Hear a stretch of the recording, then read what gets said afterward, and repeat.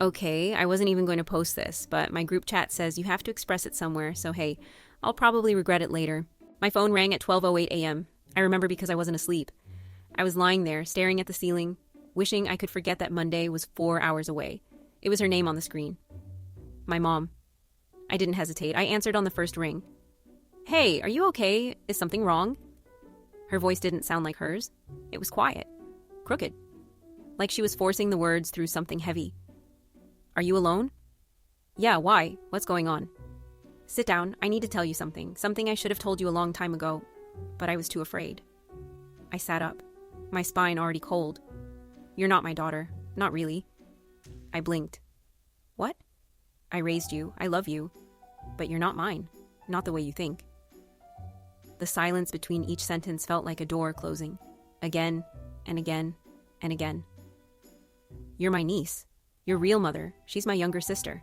She left you with me after she gave birth. Vanished and never came back. I forgot how to blink. You don't have a sister. You've never mentioned anyone. I did, long ago. Her name was Elise. That name didn't mean anything to me. It was just a word, but she said it like it hurt to say, like it still tasted like blood after all these years. She was 17. She got pregnant. She didn't tell anyone. Then one night she showed up on my porch, bleeding, carrying you in her arms, wrapped in a hospital blanket. She said she couldn't do it. She said she'd ruin you. She said I was your only chance. I couldn't breathe. So I took you. I didn't think. I just took you. And the next morning, she was gone. I felt a shiver run through my body, not like fear, more like falling. You lied to me, my entire life, everything. I protected you. I gave you a home. I gave you love. I never thought I'd have to explain why. You should have told me. I didn't want you to feel abandoned. I didn't want you to grow up thinking you were someone else's leftover. I stood up and started pacing, even though she couldn't see me. And now? Now you're telling me because what? She wants something from me? Money? Forgiveness? No, she wants to meet you. No, she doesn't. She left. She made a choice. She doesn't get to unmake it now. I know. But she found you. She reached out to me last week, and I thought, if I didn't tell you now, you'd hear it from someone else. You thought I'd just what? Thank you? Hug you for lying to me for 23 years? She didn't answer. And in that moment, the woman who had raised me felt like a stranger. Not because she kept a secret, but because she looked me in the eyes every day and called it truth. I hung up. Not out of anger, but because I didn't know what to say. And if I stayed on that call 1 second longer, I might have said something that couldn't be taken back. I didn't sleep. I stared at the ceiling, same as before. But now I wasn't thinking about Monday. I was thinking about a girl named Elise and a baby she couldn't hold and a sister who did. Everything felt backwards. I thought about birthdays, the scrapbooks, the times I asked why we didn't have hospital photos, and she told me the camera broke. I thought about my baby book, how the first page was blank. I thought about the way my aunt once joked that I looked nothing like either of them and how my mom just laughed and said, genetics are weird.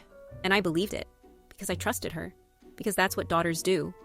The next morning, I went into the garage, dug out a box she told me never to touch. I thought it was full of old taxes or broken Christmas lights. Instead, I found a folder. Inside was a letter with handwriting I didn't recognize, but it started with my name and ended with a line I'll never forget. She deserves more than I can give. Please love her like she's your own. Elise. There was a copy of a birth certificate. My name was there, but hers, not my mom's name, the other one. Elise Hartman. Under father, it was blank. There was a photo, blurry, rushed. A girl in a hospital gown, dark circles under her eyes, barely old enough to be out of school, holding a bundle in her arms, eyes wide like she'd seen the end of the world, and it had come with a heartbeat. That was my beginning, not the fairy tale, not the story she used to tell me about how she picked out my name from a dream, but this, a girl, a porch, a choice, a vanishing.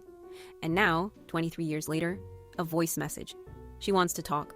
She wants to meet. And for some reason, I can't explain. I want to know why she left. Why now? Why me? I don't know if I'll ever forgive her or the woman who raised me, but I need to hear it, even if I hate what I hear, because I can't keep living a life built on a story someone else wrote. I waited 3 days before I called her. I kept opening her number, then closing it, typing her name into search bars, then erasing it. Part of me wanted to leave it all buried, just let the lie live, because at least it felt safe. But that wasn't living, that was hiding in a costume, someone else stitched together and calling it skin. So I dialed. She picked up on the first ring, but didn't say anything. I could hear her breathing. Slow, nervous, like someone about to open a letter they wrote 20 years ago. "Hi, it's me, I guess." Her breath hitched. "You sound like her. Your voice. It's strange. I used to dream about this moment, but now that you're real, I don't know what to say." "Then don't say anything yet. Just tell me where to meet you." Silence, then a place, a time, a public cafe with big windows and no shadows. I said okay, then hung up. The next day, I went. I got there 10 minutes early, not because I was excited, but because I wanted to see her arrive, to study the way she moved, to decide if any of it looked like me. She walked in and everything went quiet inside me. She looked like someone I had seen in dreams I forgot. Same eyes, same jawline, but older and heavier in places that had nothing to do with weight. Grief lives in the bones. I saw it in hers. She smiled when she saw me, but I didn't smile back. We sat. She kept her hands folded like a child being scolded. "I know you probably hate me, and you're allowed to. I deserve it. Why did you leave?" I was 17. He was older. He didn't want a child. My parents didn't even know I was pregnant until I was in labor, and by then I'd already decided I couldn't keep you. "Why?" "Because I was nothing. I was already falling apart. I didn't want to drag you down with me." "So you left me with her and disappeared?" "Not disappeared. I left town. I changed my name. I tried to be someone else, but not a day passed that I didn't think about you." "Do you want something from me? Money, forgiveness, peace?" "No. I just wanted to see your face. To know you were okay. To hear your voice once. Then I'll go." She looked at me like she'd memorized my features from a photo that never existed. Like she was searching for herself in me, or hoping I wouldn't look like her at all. "My mom said you left a note." "I did? I thought it would be enough." "It wasn't." "I know." There was a moment, brief, where something passed between us. Not trust, not yet, but the flicker of curiosity. "What did she tell you? The woman who raised you? Did she tell you I abandoned you? That I was selfish? Irresponsible? A mistake?" "She said you gave me up because you thought you'd ruin me. She said you disappeared without a trace." "That's not entirely true." "What do you mean?" "I tried to come back. Twice. Once on your 5th birthday, and once when you were 10. But she wouldn't let me near you. She said I had forfeited my place, that I didn't get to confuse you, that you were hers now." I felt my stomach twist. She never told me that. "Of course she didn't. Because if you knew I tried, then maybe you'd wonder what else she never told you." My hands went cold, because suddenly I didn't know who to believe. I had spent my life loving one version of the truth and hating the shadow of a woman I never met. But now they both had cracks. "Did you ever want me back? Really?" "Yes." "I just didn't know how to take you from someone who had already loved you better than I thought I ever could." "You don't get points for regret. You don't get extra credit for watching from a distance." "I know." We sat in silence for a long time. She didn't cry, and neither did I, but something heavy passed between us, like a wall we both leaned against, cracking in the middle. Before I left, she handed me a small envelope. I didn't open it. I told her I needed time. She nodded and said she'd wait. When I got home, I stared at the envelope for hours. Then I opened it. Inside was a photograph. Me, in her arms, in a hospital, wrapped in that same white blanket I'd seen in the box. And written on the back, a date, my real birth date, and one line: "I loved you before I ever met you. I just wasn't ready to prove it." I didn't call her back. I didn't call either of them. I sat with the photo like it could answer something, but all it did was remind me that everything I thought was solid had turned to water. 2 women, 2 stories. One of them was lying, or maybe both were telling the truth, but only the version they needed to survive. The next morning, I went to her house, my mother, the one who raised me. She opened the door slowly, like she already knew why I was there. Her eyes were swollen, her hands trembling. "You met her," she said. Not a question, a statement. I nodded. "She told me you blocked her out twice." Her jaw tightened. She had her chance. She made her choice. I wasn't going to let her swoop in and confuse you. I had a right to know. No, you had a right to grow up whole, and I gave you that. You gave me a lie. I gave you a life. I stepped into the kitchen, the room where she used to braid my hair while pancakes cooked. Everything suddenly felt like a stage set. Familiar, but false. "Did you ever plan to tell me?" I thought about it 100 times, but every time I looked at you, I saw a child who didn't need more pain. She said she wanted me back, that she tried. She said a lot of things. Did she also tell you why she left in the first place? What kind of person she was? What kind of life she lived? She said she was 17 and scared. She was reckless. She didn't just run. She erased herself, and she left you like luggage on a doorstep. She left me with you. She didn't ask. She didn't call. She didn't care. You were a burden she passed off? So you raised me out of obligation? No.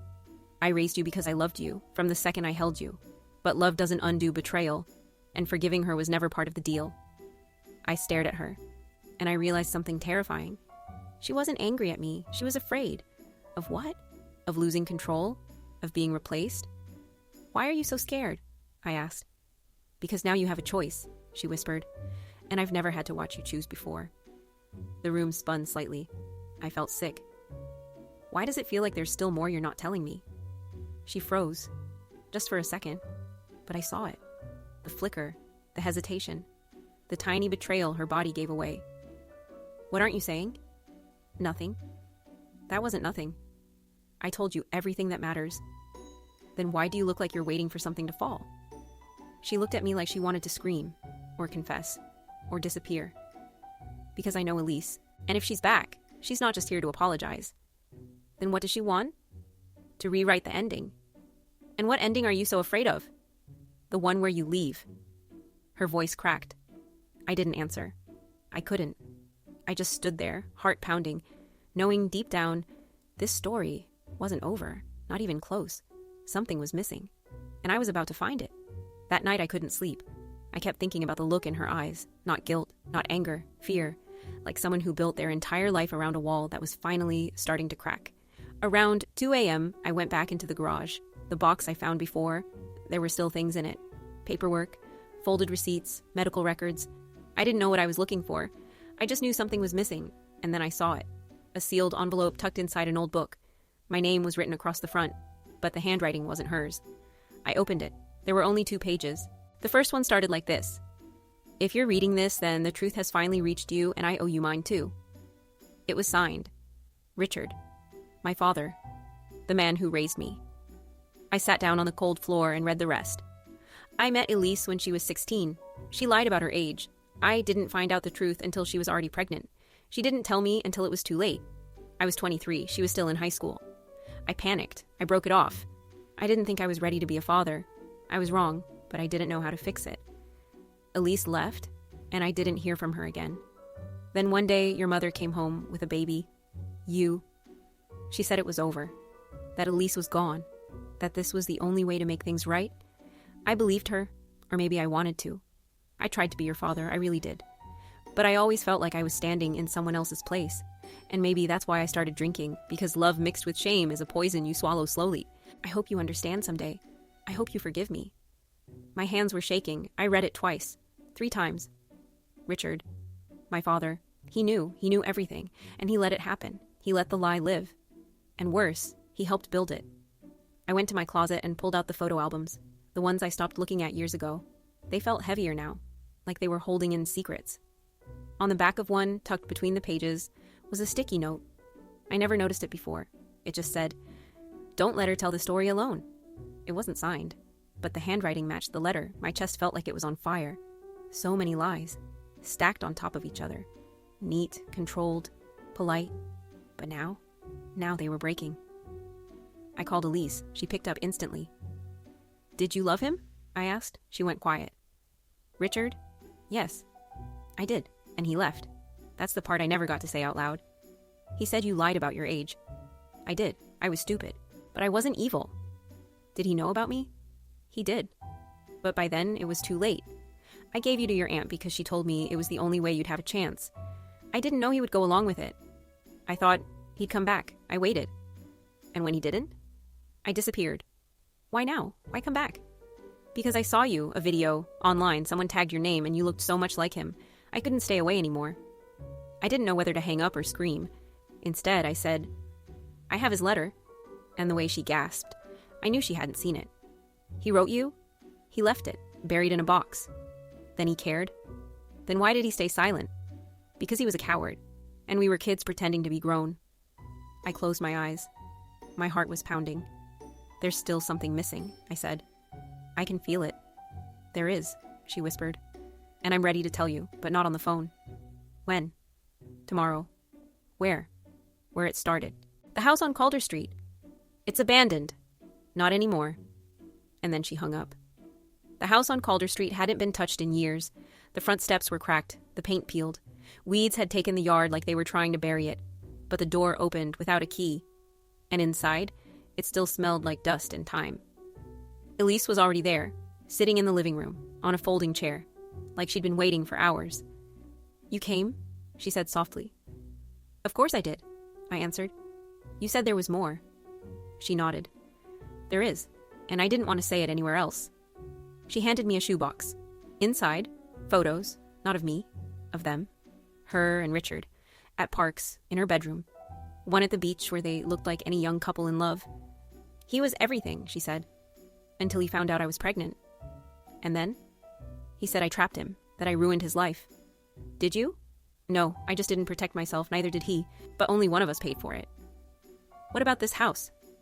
"This is where we hid, for a week, after I gave birth, before I left you." "Why did you come here again?" "Because you need to see what she did." I didn't understand, until she walked me down the hall, to a small room at the end, a nursery, faded wallpaper, a crib, and on the wall, one photograph pinned like a warning. It was me, newborn, but the image was torn, my face scribbled out. Below it, a note in handwriting I recognized instantly. My mother, the woman who raised me. "You don't belong to her. You never will. She is mine now." I felt my knees buckle. Elise caught me. "She made me swear never to come back," she said. "She said if I loved you, I'd disappear." And I believed her, because I thought maybe that's what love was. Sacrifice. "She lied to me," I whispered. "And then she made you vanish." "Yes. She didn't just raise me, she stole me." "Yes. And Richard? He knew, he helped, because it was cleaner, neater, easier than scandal." My breath turned to ash. "They chose a perfect lie over a messy truth. And now you have to decide who you are without their script. Who am I then? That's what you came here to find out." I looked at the photo again, my erased face, my claimed body, the weight of 2 women's war written in ink. I wasn't a daughter. I was evidence, a battlefield, and no one had ever asked me what I wanted to be. I didn't knock. I walked straight in. She was in the kitchen, folding towels like it was any other day, like the world hadn't shattered and leaked all over the floor. She looked up and froze. "Where were you?" "With her." "Why?" "Because I needed the truth." "And what did she give you?" "Evidence."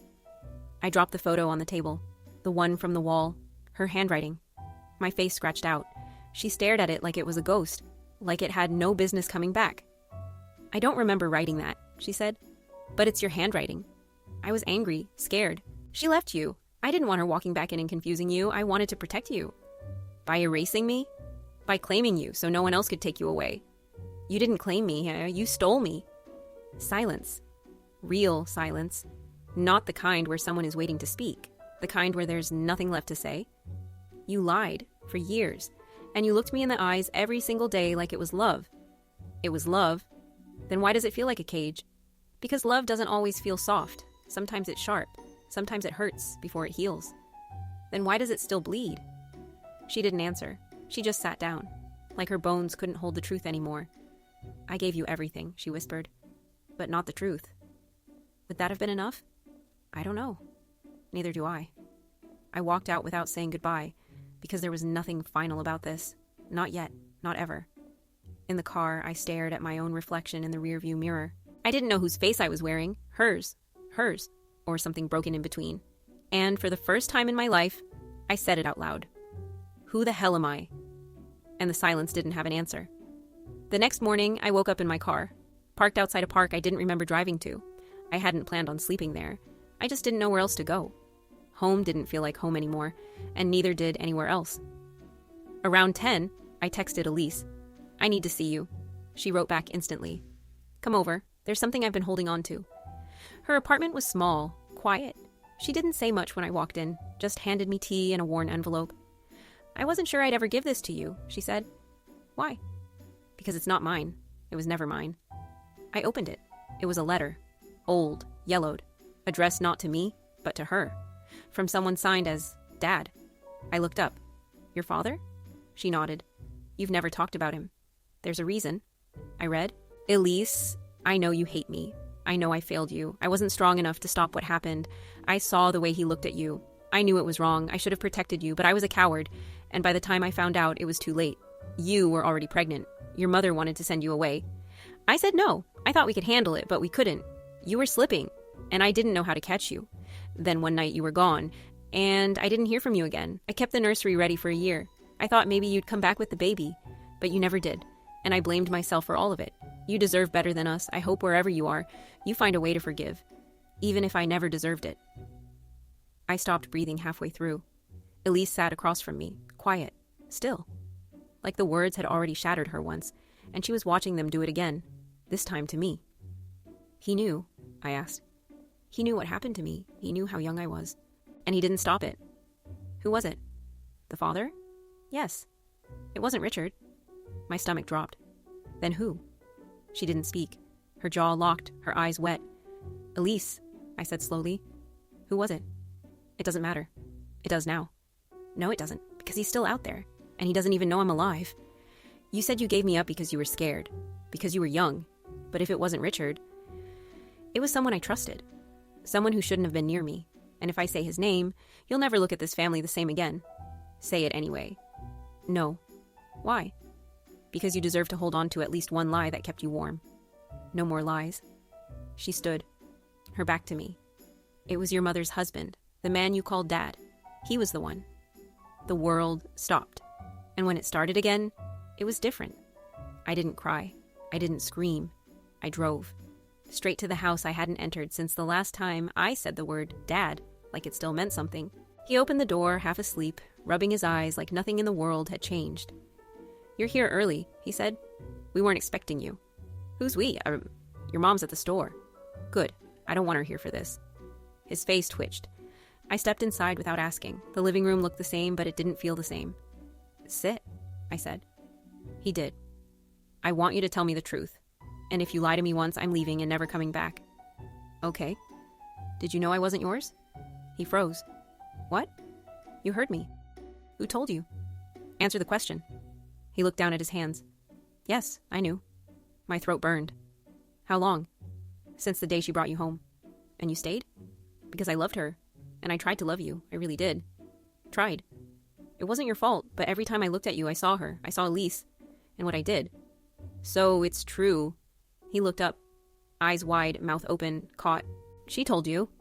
You were 17 years older than her. She said she wanted it. She was 16. She lied about her age. She made me think. You knew? I didn't force her.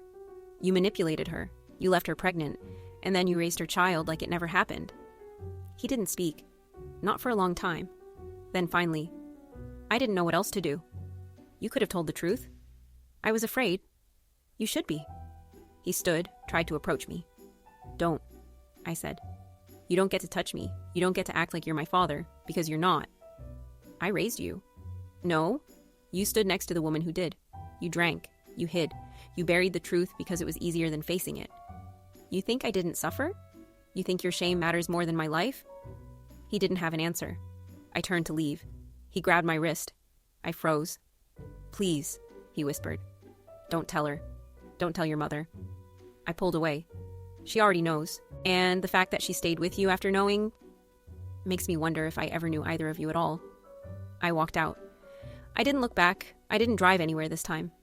I walked for hours until the sun started to fall and my legs gave out under me. I sat on a bench by the river and stared at the water, wondering how many lives get built on top of lies, and what happens when the current finally pulls the truth to the surface. I went back one last time, to the house where it all started, where the lie was warm, beautiful, almost convincing. She opened the door before I knocked, like she always did. But this time, her face didn't hold a smile, just a kind of quiet dread. You know, she said. I nodded. He told me everything, I said. Not because he wanted to, because he got caught. I'm sorry, she whispered. No, you don't get to be sorry now, not after all this. Not after 23 years of building a life on someone else's pain. She looked down. I didn't know what to do. You could have left him. You could have protected her. You could have protected me. He said it was a mistake, that he didn't know. He knew, and so did you. You stayed anyway. Her eyes welled. I thought if we just kept going, if we loved you hard enough, it would be enough. You don't fix something like that with birthday parties and bedtime stories. I raised you. No, you shaped me into someone who didn't know who she was, into someone who smiled through confusion, into someone who didn't ask questions because the answers felt like betrayal. I was trying to save you. You were saving yourself. She took a step forward. Please, don't walk away from me. Why not? Because I'm still your mother. No, you're the woman who chose to keep me, but not to tell me. That isn't motherhood. That's possession. I loved you. So did she, and you buried her. She covered her mouth like the words were acid. You were mine, she said, not hers, not his. Mine? No, I was never yours. You just held on tight enough to make me forget.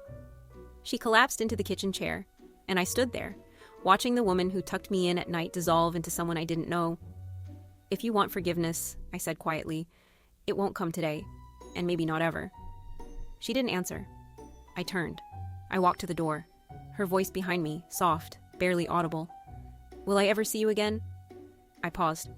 I don't know who I'm coming back as yet. And then I left. I called Elise the next morning, not because I knew what to say, but because I didn't want the last word to come from the people who hurt me. Can I see you? I asked. Of course, she said. Her apartment looked smaller this time, but warmer. Or maybe it was me who was different. We sat on the floor, no table between us, no tea, just space.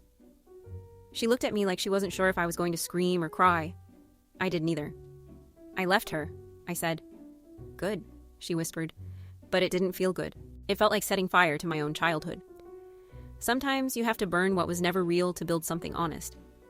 Was any of it honest? The pain was, the silence, the longing, that was all real. I don't know who I am without them. Then start with who you don't want to be. I looked down. My hands were trembling. I don't want to be angry. I don't want to live as a question. Then live as an answer. To what? To what love looks like when it's no longer afraid. I exhaled. What happens now? Now?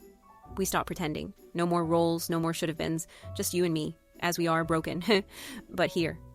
I don't know how to be someone's daughter. Then don't be. Be someone's future. That broke me. I didn't cry for the lies.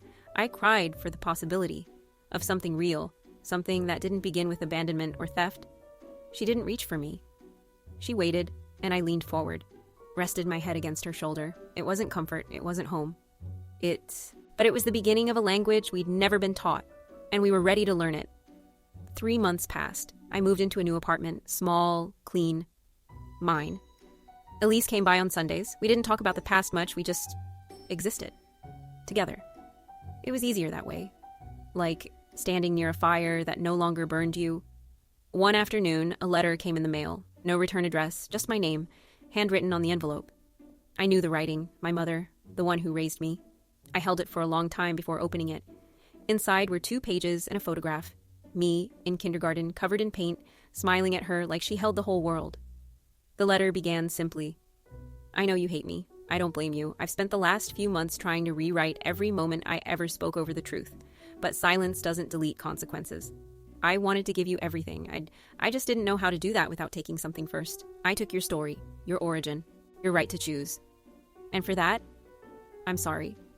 I stayed with him because I thought it was safer than being alone. I lied to you because I thought the version of reality I created was kinder than the one you came from. I see now that I was wrong. If you never speak to me again, I'll understand. But I wanted you to have this photo, a moment where we were happy. Even if the foundation was false, the joy was real. And if one day you remember me, I hope it's with more than anger. I loved you the only way I knew how. Mom, I folded the letter. I didn't cry. I didn't scream. I just sat with it, letting the weight of her regret settle into the space she used to occupy. That night, I called Elise. Can we go somewhere? I asked. She didn't ask where. She just picked me up. We drove for hours. Ended up in a small town she hadn't visited in decades.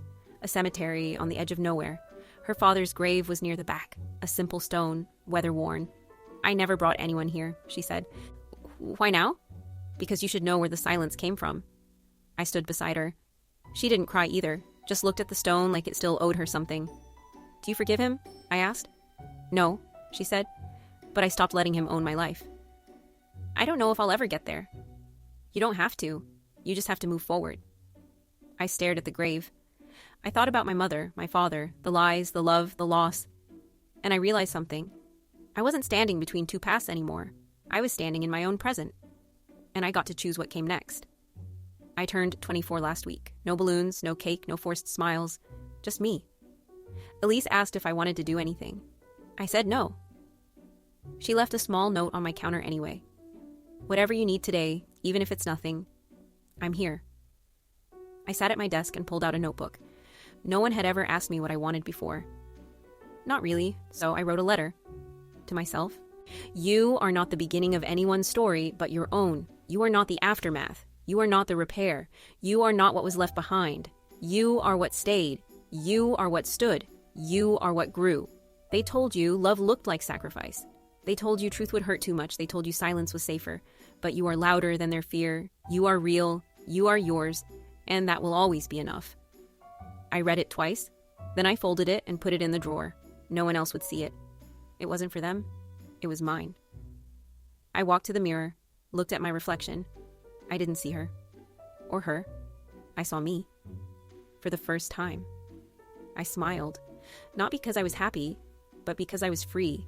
Kiti kankid.